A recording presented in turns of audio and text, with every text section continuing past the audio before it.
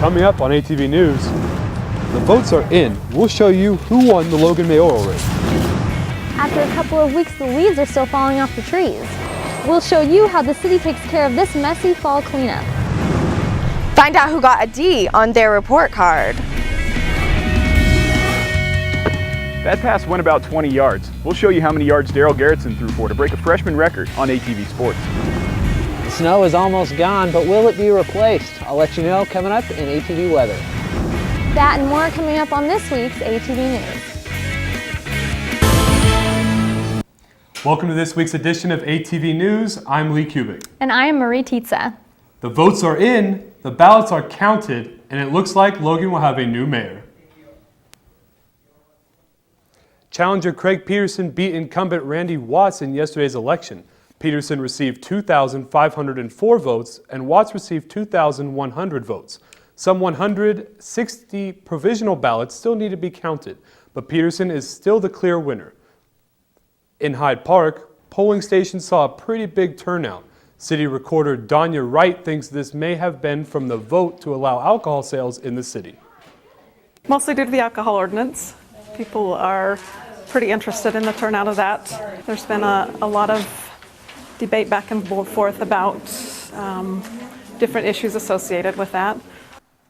The alcohol proposition passed with 859 votes for and 481 votes against, meaning Hyde Park businesses can now sell beer. I don't drink, I'm not for that, but what I am for is Hyde Park City being able to attract additional businesses to come to Hyde Park. Mayor Cox says the Maverick gas station in Hyde Park is estimating a sales increase of 24% with the new ordinance. So there was one couple that was handing these out against the new ordinance. Yeah, it's pretty interesting. If you can see, it says Maverick. It's an interesting, clever little idea. I was outside today and it started snowing, which means fall is almost over. But the leaves are still falling from the trees and Logan City is still working to clean them up. Logan City has been running its twice-a-year cleanup program where they go around the city in vacuum trucks like this, sucking up leaves that residents have raked along the edge of the gutter. Even though people still do it, residents are asked not to rake leaves directly into the gutter as it blocks water from flowing when there's a storm. This causes flooding. It is against city ordinance to block or restrict waterways. One of the main reasons we do it is to keep the storm drainage areas clear and clean from plugging up. One of the biggest things that we work on is storm water, and to keep our waterways so that the water is flowing. Logan City also asks people to bag leaves wherever possible, as this makes the cleanup easier. The cleanup will be in effect until the Thanksgiving holiday or as long as weather permits. 2 students at Skyview will be missing school for the week after wearing KKK costumes to school on Halloween. Here at Skyview, students are in school like normal, but the 2 16-year-olds that wore the Klan costumes are not. Their fellow students are still in school, but they will notice the missing juniors. Some students think suspending the teens is too harsh. Others think it was the right thing to do. I think that was very offensive of them and they shouldn't have done it, and the fact that they're on the football team, that doesn't help either. I feel like it was meant to just be like a little joke, not get this blown out of proportion, but I mean, it can take offense to some people, and I really do understand that, and they should have rethought their costume probably. They are both on the JV football team, and one of them wrote on Facebook saying how sorry he was and apologized to other students and anyone else who may have been offended. Okay, bye. What if we told you can graduate college sooner by taking one more class? That sounds pretty easy. That does sound easy, but some students at USU say it isn't. We went out to show you how one campaign might not be for everyone. TEDx is an event that happens all around the world. Utah State hosted their 2nd annual event Tuesday at the Performance Hall on campus. Our Bradley Wells takes us inside. Organizers are already planning for next year's event and say they hope to continue the success they have already had. When we come back, Aaron Griffiths will be bringing you your Cache Valley weather report. Right now, the current temperature is 46 6 degrees. 5 degrees changed on me.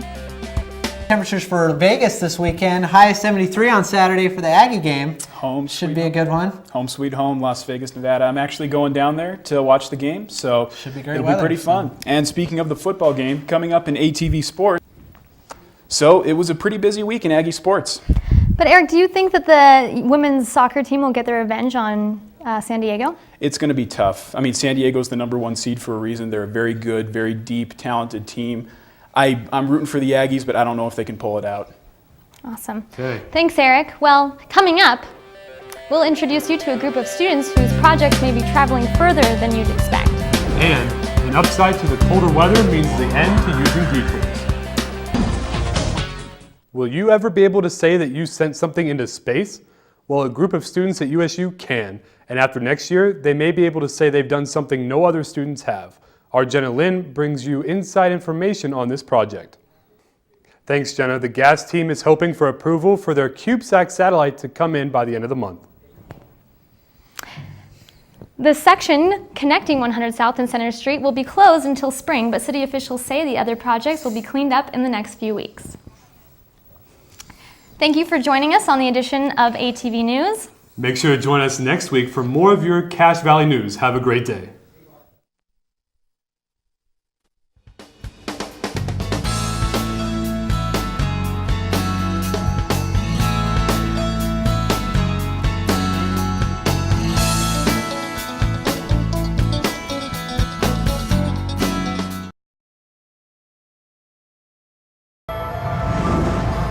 Coming up on Cache Rendezvous. A Logan man spends thousands of dollars on Halloween decorations. We'll tell you why. Zombies are attacking people like Mike Singletary, but it's a good thing. We'll tell you about a radio story that caused panic 75 years ago today. You can't land a sleigh on those things, but I'll tell you how the weather's going to be for trick-or-treating coming up on Cache Rendezvous Weather. Ye wenches be outscoring the scurvy knaves. Ye sports be rated R. So how much of that's coming up on Cache Rendezvous? All of it.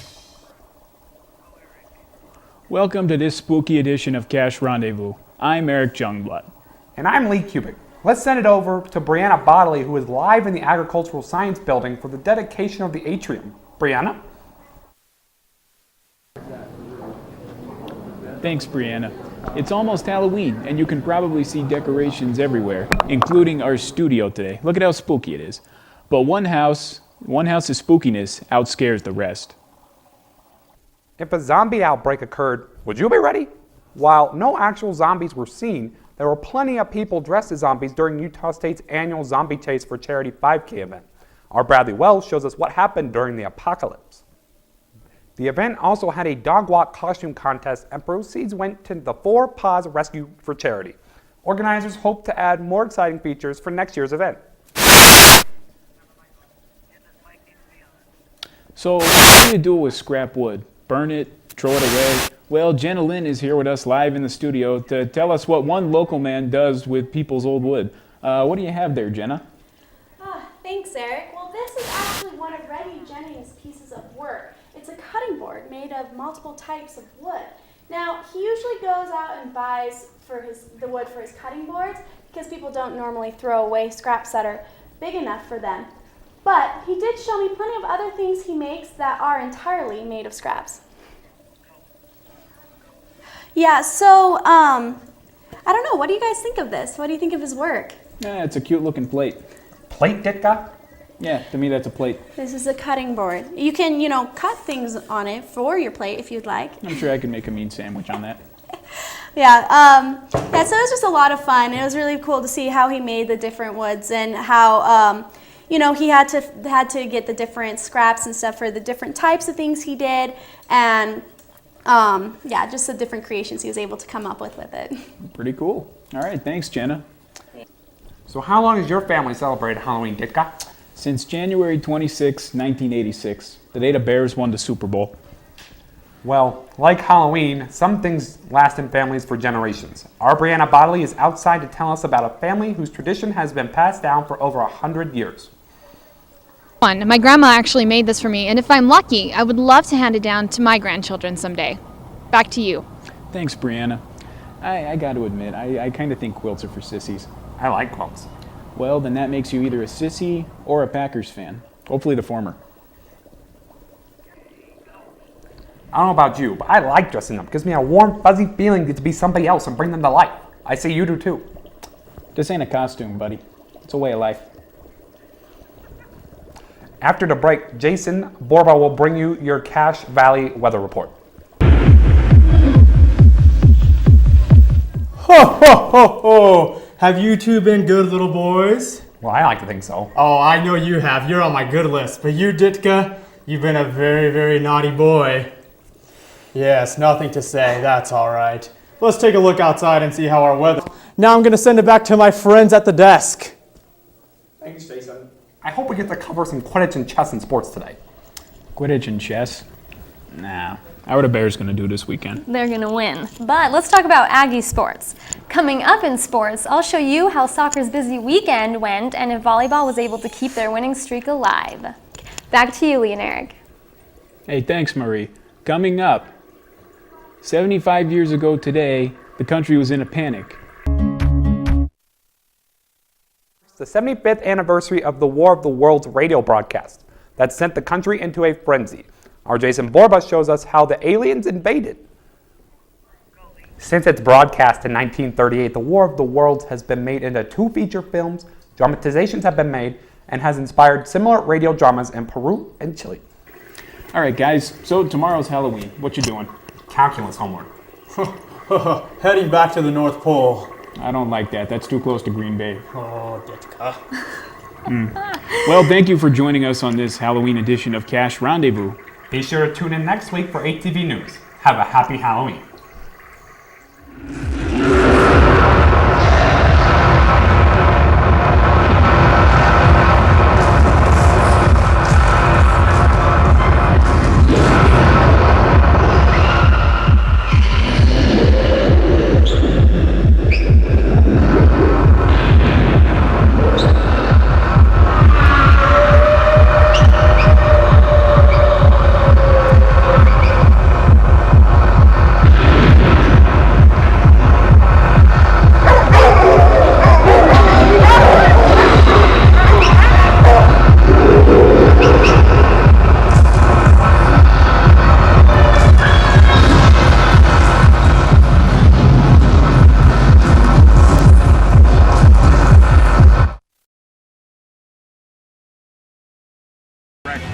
Coming up on ATV Sports, we're taking it to the corner. And we talk about Utah State football and the term used for students who wear Utah and BYU clothes on campus.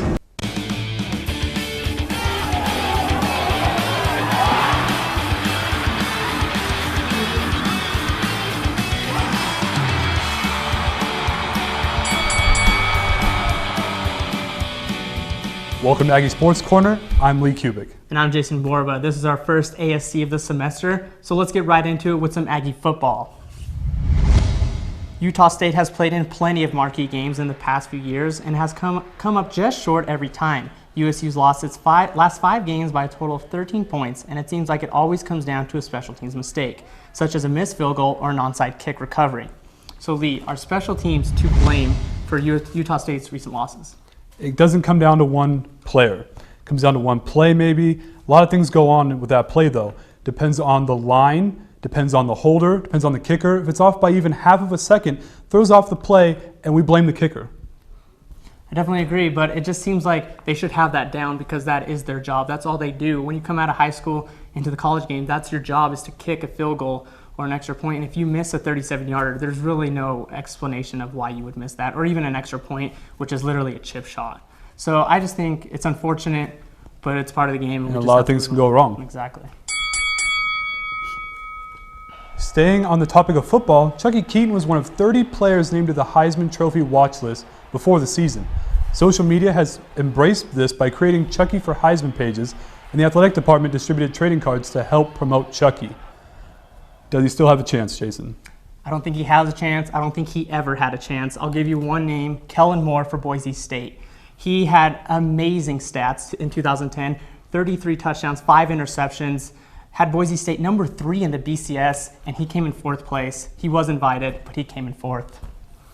I think Chucky being invited is a win for the university. It's a win for everybody involved, and that should be well, it's not his goal, but that's a win. Yes, very true. The discussion of whether or not college athletes should get paid is ongoing, and over the summer, those discussions intensified. Johnny Manziel was accused of signing autographs for money, which violates NCAA rules. College athletes aren't allowed to receive improper benefits such as money. Do you think that should change? There is no correct answer. I have not found one answer that just proves everybody else wrong and that is perfect, and that's the problem. Yeah, I don't think they should get paid. I mean, they already get their stipend from the school, they get their tuition paid for, housing, all of that. Maybe they can find a way the school can do something to find, give them money on the side, like have an autograph session where they invite all the players and people pay for those autographs. Because I do think it's their brand, it's their name, it should be used somehow. There's just a way they have to figure out how to do it. Yeah, and that's going to be tough. Our second rivalry week is upon us. BYU seems to have most of the hate on campus, but we see both schools are represented on campus by what students wear. Jason, who should we hate more? I personally think it's BYU because we kind of want to be like Utah. Utah's won 2 BCS games. We want to be like Utah, so BYU is just natural to not like them because they're kind of ignorant because of their national championship in 1984. But why? What makes them different? What makes Utah different? They are just like BYU. They hate us just as much. They look down on us just as much. And so what's the difference between them and BYU? I just think people, and even here on campus, people wear BYU and Utah stuff. We know you got rejected from BYU, so you don't have to show it off, and they're just ignorant. I just don't like them at all. BYU linebacker Spencer Hadley was suspended indefinitely for this picture that surfaced from Las Vegas. It was ruled a violation of the honor code and will keep him off the field against the Aggies Friday night. Lee, what do you think his absence will do for the Cougars against us? Like I said in the first segment, it's a team sport. One player is not going to change the outcome. However, he's very important to that defense. Even the defensive coordinator thinks he is just as important as Kyle Van Noy. Exactly, yeah. It's going to be Felt, of course, because he's such a great player, but there's other players that have to step up. Kyle Van Noy is going to be a beast in this game. I think he's going to have a great game, stop our run game. So there's yeah, it's unfortunate he's gone, but I don't think it'll affect anything. I think the worst thing is the fan who turned him in. I think that's just wrong. He couldn't pick a side. BYU, Utah, he didn't know what he wanted to win. Well, that concludes this edition of ASC. We'll be right back with more ATV news. Thanks, guys. In sports, the football team was able to get back to their winning ways, and I'll show you the play that had campus and Twitter buzzing. That's all we have for ATV weather. Up next, Lee Kubik is going to tell us a little bit about ATV sports. Thanks, Brianna. Coming up in ATV sports, I'll show you football highlights with one of the wildest scoring plays of the year and introduce you to Aggies' new starting tight end. Welcome back. I'm Lee Kubik with ATV Sports. As the weather starts to cool off, the sports season begins to heat up. Let's start with some gridiron action. After dropping their last 2 games at home, Aggie football flew to New Mexico to battle with the Lobos, who have been struggling in their own right. We pick up the action in the second quarter with the Aggies already up 17-3. This game quickly became the Joey DiMartino show. He scores on this 32-yard scamper and again on this 38-yard run. He counted for 4 of the Aggies' scores on Saturday evening. Nearing halftime, special teams got going. Bruce Jojo Natson takes this punt back 65 yards. He doesn't even look like he's running, folks. He could be skipping, he could be walking, didn't matter. He wasn't touched as he trots all the way to pay dirt. The Aggies now lead 31-3. Then in the fourth quarter, with the Aggies already up big, the play that got all the excitement from fans. Punter Jaron Bentry calls zone number and takes off up the field, going nearly untouched for a 72-yard touchdown, proving he can do more with his legs than punt. The Aggies roll to a 45-10 victory. Utah State has a bye week this week before returning home to host Hawaii November 2nd. Keeping with the football theme, the team has been riddled with injuries this season, causing some new faces to take on new roles. Earlier this week, we sat down with the Aggies' new starting tight end, Keegan Anderson.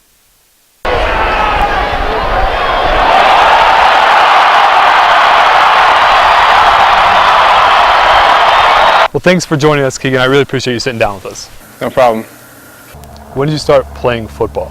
I started playing football when I was in 5th grade and all the way up to now. Did you always play tight end? No.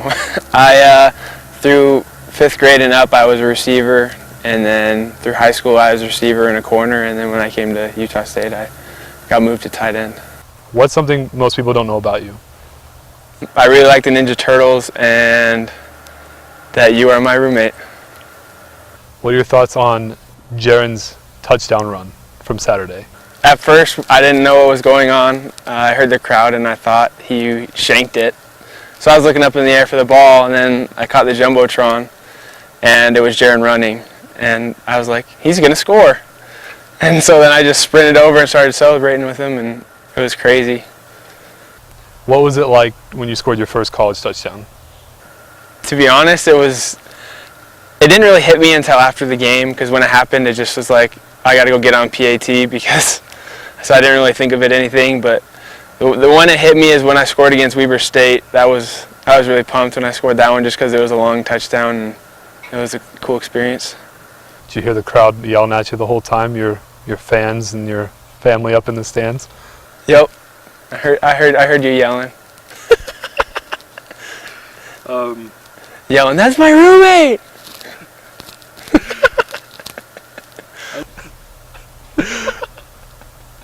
I don't even know how to answer that.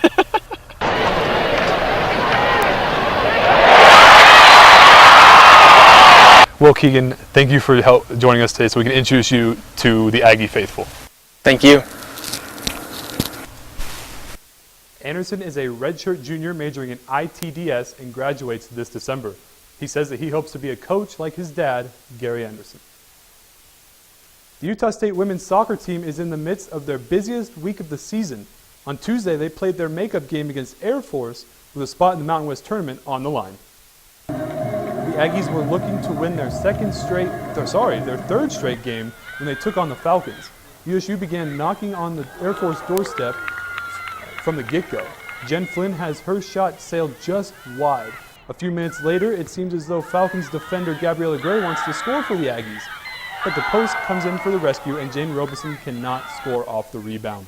USU's goal would finally come in the 12th minute when Lexi Morgan fires this shot from 25 yards out to put the Aggies in front. The Aggies outshot the Falcons 8-1 in the first half. The second half brought more of the same as USU continued to attack and doubled the score in the 57th minute. Kylie Dibb is in the right place at the right time to deflect the ball into the goal. The Aggies had more opportunities to score but failed to convert. USU now turns their attention to the top two teams in the conference, New Mexico and San Diego State. They're going to be tough games. They're both really good teams, top of the Mountain West. So we're looking to play really hard and hopefully get a win here. USU takes on New Mexico Friday and the Aztecs of San Diego State on Sunday. That's all the sports from this past weekend. Next week, volleyball and soccer are back at home, while football has a bye week. Back to you, Victoria and Eric. At the end of the program, the building. Thanks for joining us on ATV News. We'll see you next week. Be sure to catch us next week for our Halloween edition of Cash Rendezvous. Thanks for joining us.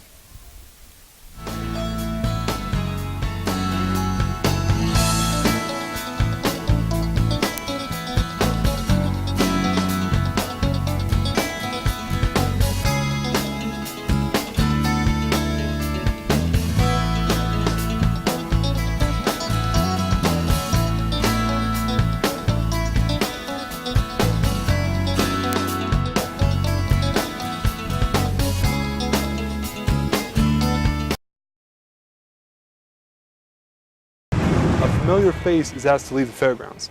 I'll tell you what he gave out that cost him his job. ATV's Lee Kubik is live in studio with more. Lee? Thanks, Victoria. Dr. Martin McNeil was on trial for the murder of his wife, Michelle McNeil. The trial is over and the jury has reached a verdict. Having reviewed the evidence and the testimony in the case, find the defendant as to count 1, murder, guilty. The trial lasted 3 weeks in a Provo courthouse. After 11 hours of deliberation, the jury reached their decision around 1:30 Saturday morning. Dr. Martin McNeil was found guilty of drugging and drowning his wife on April 11, 2007. Michelle McNeil's family cried once the verdict was read at their father's trial. McNeil is being held at $1 million bail until sentencing. McNeil faces 15 years to life for the murder, but it's likely that he will appeal the ruling. Back to you, Victoria. Lee Kubik is live to bring you the excitement. Lee, what do you got for us? Thanks, Jason. I went to the Caring Hearts of Cache Valley Retirement Center to see how some Cache Valley High School students were able to close the generation gap. Bingo! Utah Youth Connect is a service group for students to visit with local senior citizens. Youth Connect comes to retirement homes such as this to play games with the residents, and everybody gets to enjoy their time by playing bingo. Bingo! Yes! Hole 66. Playing bingo is one activity members do when they visit the home. Members say they get just as much out of the experience as the residents do. I just think it's really important for the youth to know that they can make a difference. And I've seen a change in a lot of them because of what they've been doing. Man, we got beat too. Students say that it is more than just an activity. The interaction they have with the elderly is something they enjoy. They know so much and they're just fun people you don't see often. The elderly see their family on a regular basis, but having the students' company brings a change. It's not just their sons or their daughters or their nieces or nephews. It's, people from the community. It's other people. Edgar says that visiting during the holidays can be extra special. It's pretty nice just because this time of year is centered around families and interaction. Hamilton says that the group still has more planned for the holiday season. This Christmas, we are going to be going to Cache Valley Assisted Living Center, and they're going to be having a Christmas ball. Hamilton says that while Youth Connect right now is just a local program, she would really like it to spread all across the state. And they told me that they have Volunteers of the Month, and if you win, you get featured in the Herald Journal, and you get pizza. Back to you, Jason. Wow, that sounds really cool. Thanks, Lee. The rain is back, but there's a better fall in the near future. I'll tell you about it on ATV Weather. So guys, it was raining this morning. It was just nuts. Did you guys have to bust out your umbrellas? And it wasn't just rain, it was freezing rain. That was not fun at all. Yeah, I pulled out my umbrella because that's what manly men do. All right, well, let's take a look outside to see if it's still raining. Okay, it's not raining anymore, guys, but that doesn't mean it's not cold out there. It is brisk, it is windy. Have fun walking around. As you can see, we got some snow coming up in the mountains. But now we're going national radar, and as you can see, we've got some storms up in the northwest, and they're coming down our way to Utah. And then there's more down in the Texas area, and Florida's getting some storms too. And so now let's bring it back to Utah. There's Utah. And so as you can see, like I said, in Logan area, here it is, Brigham. It's not going to get as far as Salt Lake or Provo. We're getting the brunt of it. Unfortunately, that's what we get for living so far up here. But it's going to get better as the week goes on. And here's our 7-day. Today, like I said, rainy, stormy, high of 57, low of 39. Okay, then as you can see, we get to the weekend. Sunday, Monday, Tuesday, it's going to start to warm up, 70s. And it's, you can still get sunburnt in the fall. You can get sunburn in fall, and you got sunburn on Sunday. It's right crazy. side, completely burnt. Only man that I know that gets sunburnt in September. Only man. I don't know. Thank you, Lee, for that. Thank you, Lee.